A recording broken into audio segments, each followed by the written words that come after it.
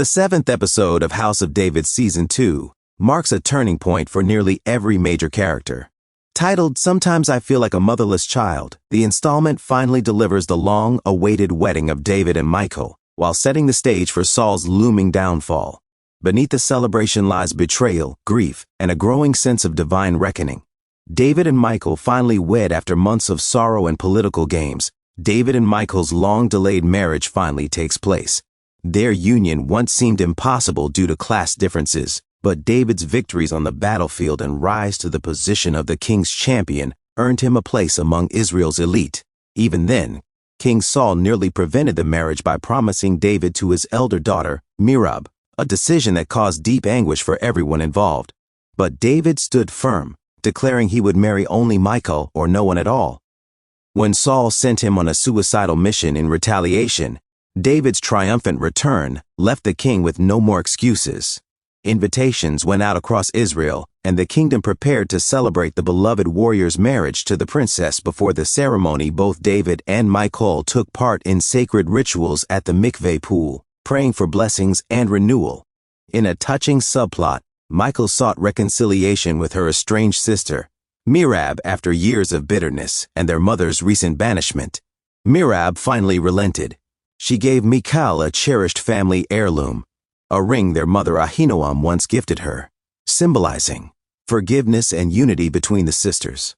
Meanwhile, David's father Jesse humbly presented himself at court, refusing any gifts from Saul and offering instead a simple silver ring.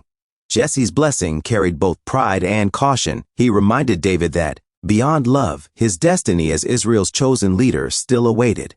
The wedding itself was lavish and joyous, attended by nobles and commoners alike. Yet shadows lingered, particularly when Adriel confronted David, reminding him of old debts. David's defiant response hinted that the truth of his divine anointment could no longer remain hidden.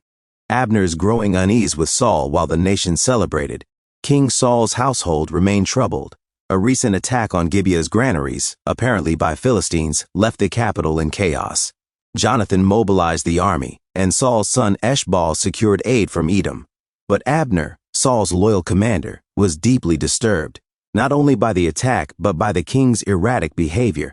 He confronted Saul, lamenting the cruel banishment of Queen Ahinoam and criticizing the king's scandalous affair with his maid Kaziah. Though Saul dismissed his concerns, Abner's words reflected a growing sentiment among the people. The king was losing both his honor and their faith. Even Jonathan quietly challenged his father, hinting that pride and paranoia were consuming him. Sarah's secret and Jonathan's joy in a rare moment of peace. Sarah shared joyous news with her husband. She was pregnant, but her happiness was tempered by fear. Knowing the palace's dangerous politics and David's secret claim to the throne, Sarah asked Jonathan to keep her pregnancy hidden for as long as possible. Jonathan agreed, dreaming of a future far from court, where they could raise their child in peace. His quiet devotion and Sarah's cautious hope added a tender counterpoint to the turmoil brewing in the royal house, one that promises to have major consequences later, as their child, too, will have a legitimate claim to Israel's throne. Dina's discovery and tragic death. The episode's darkest twist belongs to Dina. While out hunting with Mirab, she spotted Dog meeting a group of mysterious black-robed men, one of whom bore the same distinctive eye patch as the mercenaries who once murdered her father.